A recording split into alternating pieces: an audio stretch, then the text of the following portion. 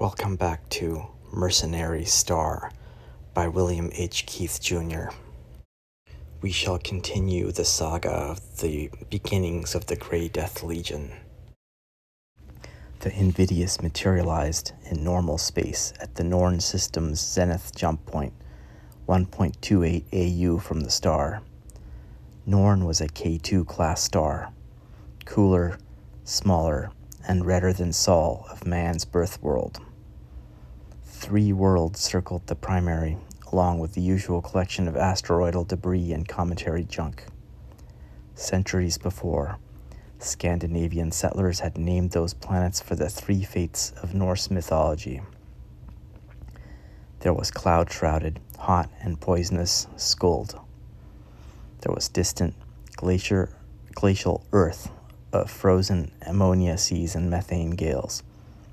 And between these extremes of fire and ice was Verthandi, nearly the size of Terra and circling close to the inner boundary of Norn's echo zone. Here, water remained liquid, but its sun's long days and high percentage of infrared made a desert of most of Verthandi's surface. From the zenith jump point, Verthandi was visible only as a bright, silvery star at an angular separation of 23 degrees from Norn.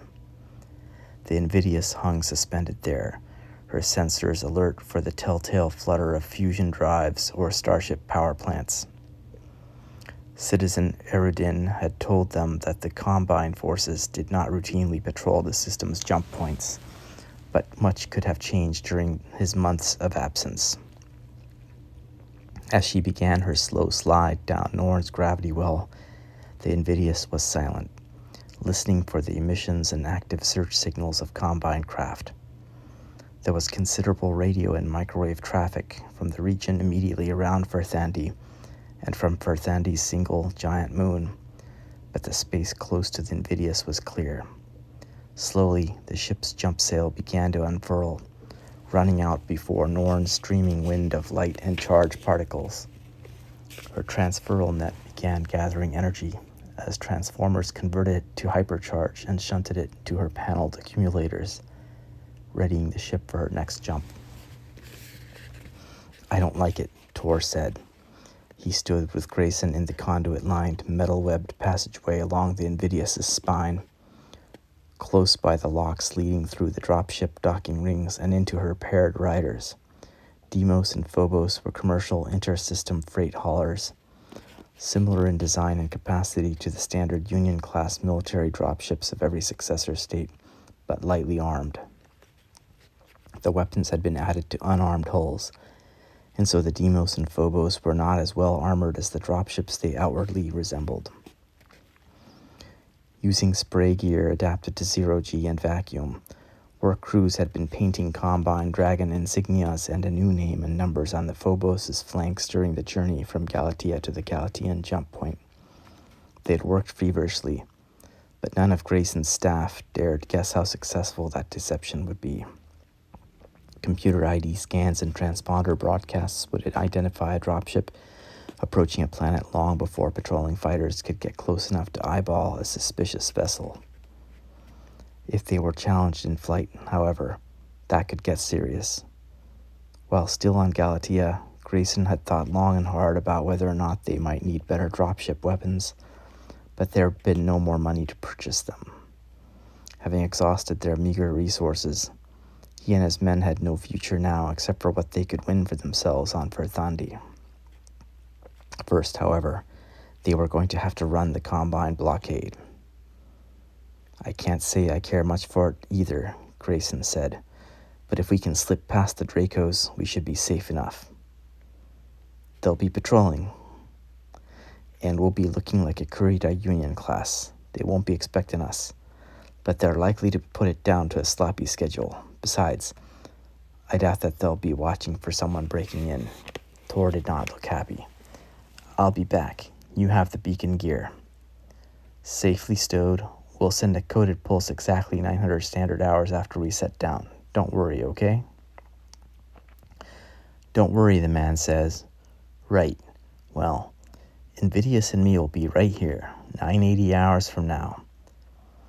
At that point, you can tell me what you need, or meet me yourself if you have to cut and run."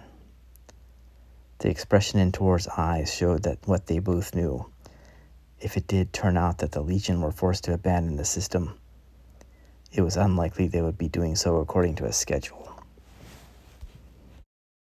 They clasped hands a last time, and Grayson clambered through the docking ring and into the dropship Phobos.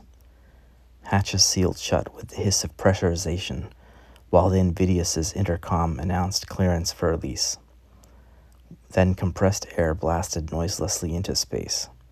The docking grapples swung free, and the Phobos dropped away from her jump ship's needle shape at 3 meters per second. Once the spherical dropship was well clear of the Invidious and her delicate, still unfurling sail, thrusters realigned the Phobos with the fleck of light that was Verthandi. Her boosters flared into life, and she began to fall toward that distant world at a velocity increasing by nearly 10 meters per second with each passing second. Behind her, the Invidious had begun to recharge cycle for her jump back into the interstellar void. Captain Tor waited almost 3 hours before he began transmitting a radio signal toward the waiting Dracos that had Phobos was inbound from the Norn system's zenith jump point. The mournful keening of the jungle ornithoids, known as Kirimsims, carried quite well across the open, grassy, blue-sward uplands to the university gardens. They were loud enough to be heard even above the rumble and clatter of the city of Regis, much closer at hand. From the upper towers of the administrative complex, the jungle was visible as a low, shaggy line of black and gray against a green-tinged sky to the north. Governor General Masayoshi Nagumo took another sip of his drink and scowled at the distant racket. Amnesty. Nagumo rolled the word across his tongue, as though uncertain of the flavor. A slight man with heavy oriental features and a mustache already graying to match the silver at his temples, he wore the severe, utilitarian black of a high-ranking officer of the Draconis Combine. The high-collared uniform's only ornament were the Kana symbols spelling out the names of Kurita and Duke Rykal in gold, and the black-on-red dragon circles above them. In the cross-draw holster at his belt, he wore a deadly Nakjima hand laser. Behind him, Olaf Haraldsson was struggling to control his expression. His own red and gold uniform was more richly adorned than Nagumo's, but there could be no doubt who was the master and who was a servant on that terrace. The crest on Haraldsson's tunic was the emblem of the University of Regis. He was unarmed. Native Verthandians were never permitted to go otherwise into the Governor General's presence, and the terror in his face and posture was plainly visible. "Your council is actually suggesting that a writ of amnesty be issued for these creatures?" My lord, it seems the best way. The rebels will never come in, never agree to a ceasefire unless we offer some promise that they will not be summarily slaughtered. Nagumo whirled to face the first councilman for Verthandi's Council of Academicians. The planetary leader continued to speak, haste tumbling the words one upon the next. "Of course, the leaders will be taken, handed over to your department for questioning for whatever it is that you want to do with them." "Oh yes, my learned friend, the leaders will be taken. But do you seriously believe that an offer of amnesty is going to bring these people in and out of the jungles, eh? Lord, we must at least make the attempt to placate the people." Nagumo was surprised at the man's boldness despite his obvious fear. Haraldsson's hands were clenched at his side, his tongue flicking across dry lips, but he plunged in the face of the dragon. What had happened? This man had been chosen because of his haste to welcome Verthandi's new masters. Was he now having an attack of conscience, or had someone within the university's hierarchy gotten to him? Might revolt be flourishing again among the university faculty? Regis University dominated the northern sprawl of Verthandi's capital city, and the central tower of the administrative complex commanded the university. From the garden terraces, halfway up the broad tower, Nagumo could see not only the distant jungle, but the sweep of Regis itself, beyond the walls of the university. Below him stretched the broad, park-like central courtyard. From this height, students and faculty moving among the university buildings or passing through the main courtyard gateway into the city proper looked minute, mere insects on the pavement. The government situation here was peculiar, a state approaching anarchy, directed by the faculty-elected council of Verthandi's principal center of learning. The people seemed to think in abstract notions of learning, culture, and art, rather than in terms of power. Nagumo had no personal quarrel with art. He found the university architecture stimulating, enjoyed the haiku of Ihara Saikaku and Matsuo Basho, and numbered among his dearest possessions an original oil painting by Chesley Bonestell. But what in hell's name did such things have to do with power? Haraldson had mistaken Nagumo's silence for encouragement. The people are restless. I've been restless since your forces came here. Harsher treatment will only alienate them further. If we can demonstrate our good faith. Good faith, Nagumo twisted the words past his teeth. To dogs and barbarians, jungle scum and blood-sucking vermin, gah. If you think harsher treatment will alienate them, Haraldson, you are mistaken. I will give them amnesty. The amnesty I gave Mountain Vista. Lord, silence! Nagumo's slight frame seemed to grow, looming over Haraldson as the Verthandian trembled. The penalty for resisting the Draconis Combine is extermination. Do you hear me? You, my spineless lapdog, are the ruler of this benighted planet, under my hand. I charge you to crush this rebellion, and that means tracking down these rebels skulking about in Verthandi swamps and killing them, not negotiating with them, not offering them terms of amnesty. Kill them. Kill their families. Destroy the villages that offer them shelter and food. If you fail, academician, I shall not. If it means eradicating the jungles that give these vermin shelter, so be it, even if the process ends all native life on Verthandi. Yes, yes, my lord. The raids on Combine garrisons and outposts, the pilfering of supplies and arms from Combine depots will cease. You and your people will maintain the Pax Draconis here, or I will intervene personally. I will burn Regis about your ears if I must. I will order my battle mech legions to dismantle your precious university stone by stone, shoot every third person in the city, and send the entire council of academicians and their families to Luthien in chains as slaves. I will have order restored. Of course, my lord. You needn't intervene, Lord. I'll issue new orders at once. The rebels will be hunted down and slaughtered, my lord. Then give the orders, and follow through with them. This world is Duke Rykal's now, and has been given into my keeping. You will keep the peace in my name, and his, or I will dispense with you and keep the peace myself, even if it means hanging every inhabitant and burning every village and farm between here and the Azure Sea. Now get out. Haraldson hurried from the terrace as if pursued by jungle cheerops. Nagumo watched the academician go, then nodded to a black uniformed guard who had stood unnoticed in a corner of the garden terrace throughout the interview. The guard also departed instantly.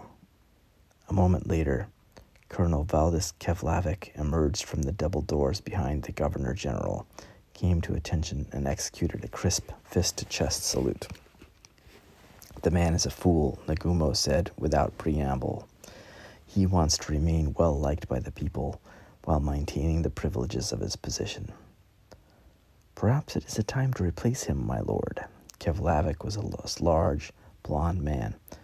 The ragged scar that creased his face from the corner of his right eye to the point of his chin pulled the right side of his mouth sideways, creating a caricature of a grin. His eyes, however, were unrelentingly cold. "Eventually, Colonel, but not yet. Not quite yet." Nagumo rested the long, bony fingers of both hands on the ornate guardrail that rimmed the terrace. The jungle animals continued their course as the sun westered toward the brown hills on the horizon in a blaze of orange, green, and purple. He admired the beauty of the sunset, letting it sap the fury he had used as a lash on Haraldson. "How went the campaign in Mountain Vista?" Nagumo knew the answer already, of course, from Kevlavik's personal reports as well as from his own agents among the colonel's men. Everyone was watched within the ranks of Lord Kurita's regiments. "Quite well, my lord. The town was 80% burned and the population driven into the hills. We uncovered quite a large cache of weapons and ammunition in the home of one of the village leaders. The man and his family tried to escape, but we were able to catch them. I had some of my boys make a long, slow example of them, and then nail up the remains in the town square, where the locals will find them when they return. There'll be a long time rebuilding. I don't think the rebels will find a haven in Mountain Vista again." "Good," Nagumo said curtly, all the while thinking, "You are as much a fool as Haraldson. One raid will not change their minds any more than his offer of amnesty. The rebellion will end when they are all dead. All of them." "We must continue our own campaign against the rebels, Colonel," he went on. "Our plan to allow the local government to do our work for us is not progressing well at all. While you were gone last week, 3 of our garrisons were raided, as were 7 Verthandian army posts. 8 Kurita troops were killed, and I don't know how many locals. Their raids are increasing." "Still, Lord, there seems to be no purpose or direction to those raids. They have no central leadership, no plan of cohesion among their units. They are harassing attacks only. And they will cease. Duke Rykal has personally ordered me to end the rebellion here. It will be ended, one way or another." "Yes, my lord." "We will take Verthandi in our fist and squeeze until the last drop of blood has trickled through our fingers. The Duke may have need of this world, but he does not need the people. Not all of them, at any rate. Human beings are cheap, easily imported. We will bring in our own if we cannot bend these to our will, eh?" "Yes, my lord." "Good. Now, another matter. Lord? Our fleet base on Verthandi Alpha has reported receiving radio transmissions and IFF codes from a freighter arrived at the Zenith point. This visitor was not expected. It claims to be a freelance mercenary hired by the Combine. A Union-class dropship is now bound in system." Kevlavik's brow furrowed. "To what purpose, Lord?" "Most likely procurement has scrambled things once again and has sent a ship of supplies and a mech spares early. Still, it is best to be prepared. Right now, the rebels in the swamps are little more than a nuisance. With outside help, they could begin to pose a real threat to our timetable." "It might be a Lyran raider, Lord." "Possible, but unlikely. It might also be a freelance raider, but I don't think that likely either. Any raiding force would have to come with more force aboard than a single dropship could carry. Still, we will not take chances. If that ship sets down, you will shuttle a force there immediately and take command of local defenses. A dropship in the employ of hostile forces must not be allowed to lift off again, nor must its crew be allowed to establish contact with the rebels. Understood?" "Yes, my lord." "Very well. Dismissed." Colonel Kevlavik saluted smartly, turned on his heel, and strode from the terrace.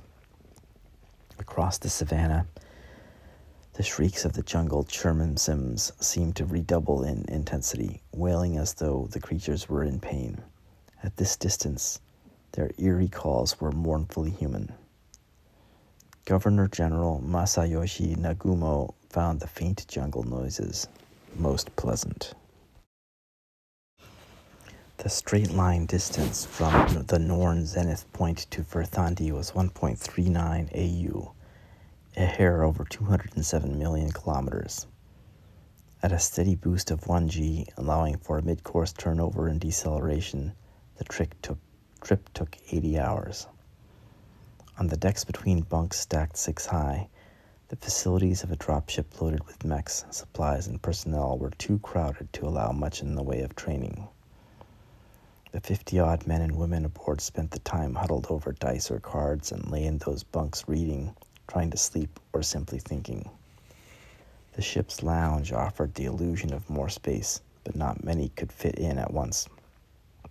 It was also the only area aboard the Phobos large enough to accommodate Grayson's entire company staff. That meant Legion troops or techs looking to stretch their legs or use the lounge microfiche reader all too often found the door closed and hung with a hand-penciled sign saying, "Staff Meeting." Held once during each of the ship's 24 standard-hour days, these meetings were Grayson's best opportunity to observe how the members of his staff worked together and with the other mech warriors of his command. The meetings also served for discussion of alternative strategies and possibilities for the coming weeks, as well as to air worries, disagreements, and objections. "It's what you signed on to do," Grayson was saying now. His head hurt because they had been around this point a dozen times already.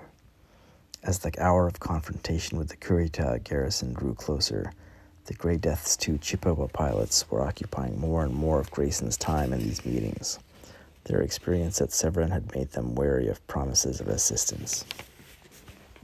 "Look, we weren't told our dropship would be a pop-gun-mounted freighter," Sue Ellen Klein said. She stood at her place at the conference table, stabbing an accusing forefinger at Grayson. "You say you'll bail us out if we get in deep, but you're going to have trouble bailing yourself out if it really goes down." "You may be right," Grayson said quietly, "but you and Lieutenant Sherman are this unit's airspace fighter power, period. I have no one else I can use, and I'm going to need a fighter screen out there 10 hours from now. It's a long way back to get replacements. If you didn't want the billets, why didn't you walk out on Galatea when I gave you the chance? I didn't know then we were signing a damn suicide pact." Jeffrick Sherman spoke from the seat alongside Klein. "We assumed we were signing to provide cover for ground operations, Captain. We're good at ground support and we'll be an asset to your unit. But a plan like this?" He tapped the portable computer screen in front of him. "Pickup's going to be crucial." Grayson folded his hands in front of him on the table. How he dealt with this could be critical to the mission and to the future of the unit. The staff knew only too well that Sue Ellen Klein and Jeffrick Sherman were the sole survivors of an aerospace fighter wing that had tangled with 2 full squadrons of Combine Slayers over Severin. That a failed pickup had resulted in the deaths of their commanders and their comrades, including Klein's brother. When their squadron had disbanded, Klein and Sherman had become mercenaries and joined the Grey Death Legion. Now these 2 wanted assurance that the Legion's dropship would not abandon them to the Kurita pursuers. Grayson spread his hands. "I don't have any answer for you people. I know you're good at ground support, and I intend to employ you in ground support the moment we set down. But if Combine naval ships close on us, I'm going to need a fighter screen." "Agreed. If we get caught in running battle all the way to atmosphere, providing pickup may not be possible. Things will be happening fast when we hit atmosphere, and Captain Martinez is not going to want to open docking bays to incoming missiles or to take time for complex maneuvers. All I can say is that you have our landing coordinates. Once the Phobos is clear of pursuit, break free and rendezvous with us on the ground." He looked across at Erudin, who had joined this particular briefing. "Do you have something to add, citizen?" "Only that if you land anywhere in the polar basin, just stay with your ships. Our people will get to you sooner or later. Combine forces never enter the jungle if they can help it. They tend to get bogged down." "How is the Grey Death Legion supposed to move mechs through all that mud?" Sue Ellen demanded. Erudin chuckled. "You'll be meeting a man on our council named Erickson, and he has a place, an island, all dry land and full of surprises. As for the rest," he shrugged, "there are swamps, of course, but lots of dry land. Logging is big business around the Azure Sea. There are logging roads and trails all throughout the basin." Grayson frowned at Erudin. The names of the rebel council members were not good items to share with people who might one day find themselves beating their way through the bush on an enemy-held planet. Sue Ellen sat down beside Sherman, who took her hand. There's a weakness there, he thought, a weak link in the unit. But what am I supposed to say? Stop loving each other for the good of the Legion? Do we have any idea yet what we're facing in the way of space defenses? Martinez asked. Not yet, Grayson told her. There'll be dropships, certainly, on the Verthandian moon, and Citizen Eridan states that there are aerospace fighters on the planet. He doesn't know how many. Great, Sue Ellen muttered. We're flying into another bloody Malfing trap. That's enough. Grayson's open palm came down on the tabletop, startling the room to absolute silence. He let his words hang there for a second, looking at each person in turn. His reaction had been sharper than he'd intended, but there was no going back now. You two do have a choice. You can fulfill your contracts with the Grey Death, and that means obeying my orders to the letter, or you can buy out right now. That means you remain aboard the Phobos for the balance of this mission, in your cabins, relieved of all duties and rank. At our earliest convenient opportunity, we will return you to Galatea or some other planetary commerce center. And by God, you better not get in my way in the meanwhile. Sherman folded his hands. You did say you needed us, Captain. Did I? I need your ships, mister. They may be your property, but so help me, I'll seize them as military contraband if I have to, and appropriate them as Legion property.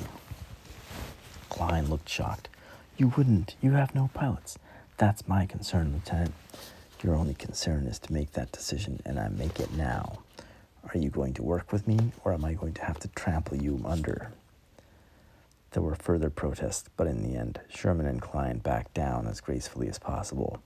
They would obey Grayson's orders, and they would fly the screening mission as the Phobos approached her destination.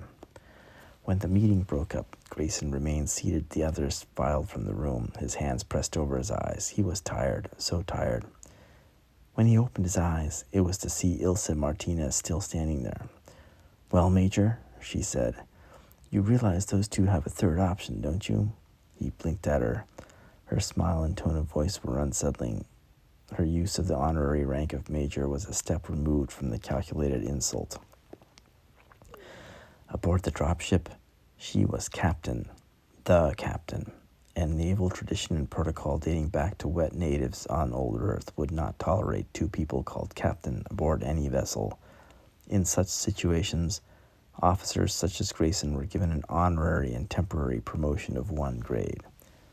He knew Martinez was using the word major like a weapon, as some kind of test, but he had neither time nor patience for these interpersonal games.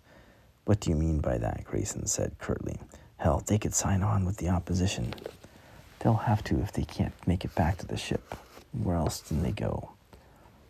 They wouldn't do that, Grayson said, but without conviction. Though he had tried to accurately read the characters of the two fighter pilots, who really knew what another person might do.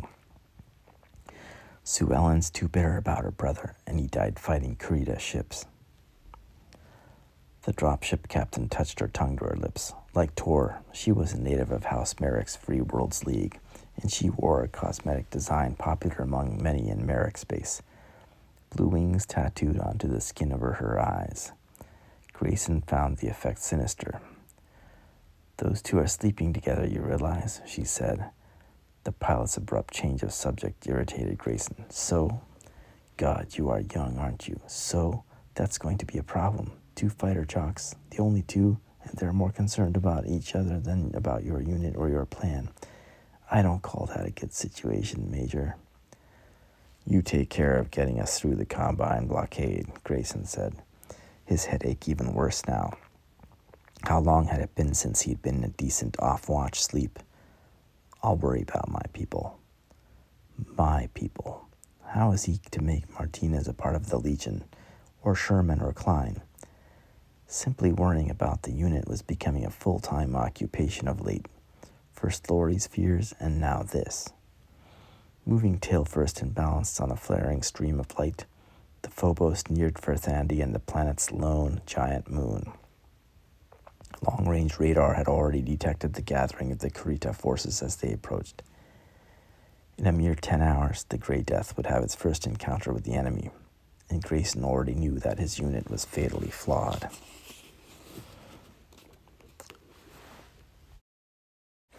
A sleek, black jump ship materialized in the darkness at Norn's nadir jump point, 1.28 AU from the star. Once certain that no other ships lingered nearby, the starship unfurled its sails and began to soak up hypercharge for its next jump. At the same time, onboard computers swung a highly directional dish antenna until it pointed at the amber fleck of light that was Verthandi. A burst of microwave energy lasting less than 1/10,000th of a second pulsed into space. Its mission complete, the courier vessel began preparations to return to Lyra in space. The Galatian spy report would reach Verthandi in less than 11 minutes. Fleet Admiral Isauru Kodu looked up in the irritation at the staff captain who had handed him the report. "Why are you bothering me with this routine garbage?" Captain Powell stood at rigid attention, her eyes fixed steadily above and beyond Kodo's egg-balled scalp at the harsh and rugged splendor of the airless plane revealed through the curved windows of his office. Verthandi, a gold-edged scimitar knifing through heaven, filled a quarter of the sky, its night side blotting out the stars beyond. Mountains, silver, white, and raw, thrust themselves from the moon's plane towards the planet's beauty. The moon, Verthandi Alpha, was a rugged, low-G wilderness, a stark contrast to the life-rich glory of its planet. Powell brought her inner trembling under control and steadied her voice with words crisp and concise. If the Admiral was not the most forgiving of commanders, neither was he the most exacting. Duty at the Kurita naval base on Verthandi's lone satellite was boring, but still preferable to the constant strife on Verthandi under the iron hand and sharp temper of Governor General. "Lord Admiral," she said, "the incoming ship appears to be a Union-class vessel, but there are discrepancies." Kodo gave her no encouragement beyond a black scowl, but she plunged on. "The IFF transmission from the starship was in a code and frequency that has been out of date for over 2 standard years. Further, no starships have been scheduled to call at the Norn system until 4 standard weeks from now." "So?" "Lord, the intruder could be a raider with out-of-date codes." "Am I surrounded by complete idiots?" He spoke the words softly, almost wonderingly, with a slow shaking of the head from side to side. "Don't you think I know which codes are current and which are not?" He slapped the computer printout with the backs of his fingers. "Is it possible that no one on my staff can use his own initiative, can even think for himself? That starship is an independent freighter hired by Combine Admiralty to deliver cargo. I notified the Governor General's office hours ago, and they concur with my evaluation." Captain Powell's eyes widened slightly at this, but she held any further reaction in check. The schedules of incoming ships were carefully set and monitored by the Combine port authorities at each world in the net of trade among Kurita's suns. It was most irregular for supply ships to arrive so far ahead of schedule, but their very nature, privately registered freighters were much more likely to arrive late than early. The procurement department of the Combine Admiralty was not known for its efficiency either. Keeping her voice calm and professionally level, she made herself continue. "My lord, we ran a careful analysis of the dropship's drive flare, course, and delta V. The starship's transmission indicated the dropship to be a Union class, but there are discrepancies. A Union class masses 3,500 tons and—" "Don't you think I know the mass of a Union dropship, Captain?" Kodo's voice was silky now and dangerous. "Of course, my lord. The intruder masses 3,200 tons. While this could be explained in terms of a light cargo load or low expendables, the discrepancies seemed important enough to warrant bringing them to your attention. You have done so. Your analysis of the dropship's mass discrepancy is masterful, a brilliant piece of routine deduction. The freighter has arrived on a purely routine resupply mission. A bit early, yes, but purely routine. Routine." His head shook again in the shocked silence, sour disapproval etching the corners of his mouth and eyes. Your file states that you have initiative, Captain. I can't say that my entry in your service record is going to support that contention. I suggest that, in the future, you use that vaunted initiative and let me get on with my work. The bald head swiveled back to study the terminal screen at his desk. Recognizing the end of the interview, Captain Powell saluted, closing fist to breast. Thank you, Lord Admiral. Outside the Admiral's office suite, she put a hand against the corridor wall and let out a long sigh of relief. Lords of Space, but old Baldy was in a bad mood today. Captain, A young lieutenant from the Commo department saluted as she looked up. What is it? Priority messages from a courier, Captain. It just came through. I'll take it. He handed her the sheet, saluted, and retreated. She read it, paused, then read it through again. So, here was proof that the drive flare she'd watched through the telescopic scanners above the base hadn't belonged to a Combine resupply mission. It was a dropship ferrying mercenary mechs to support the rebellion on Verthandi. That was critical information. The question was, how best to use it? If she gave it to Admiral Kodo, he might do nothing, or else he might call an alert and take credit for himself. In either case, it would be dangerous, personally dangerous, to directly contradict the man again when he was in such a mood.